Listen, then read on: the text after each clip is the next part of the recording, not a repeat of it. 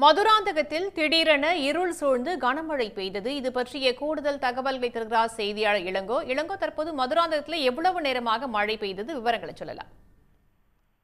நிச்சயமாக மதுராந்தகத்தில் மட்டும் திடீரென இருள் சூழ்ந்து அரை மணி நேரத்திற்கு மேலாக கொட்டி தீர்த்த கனமழையால் சாலையில் தண்ணீர் உருண்டோடியது.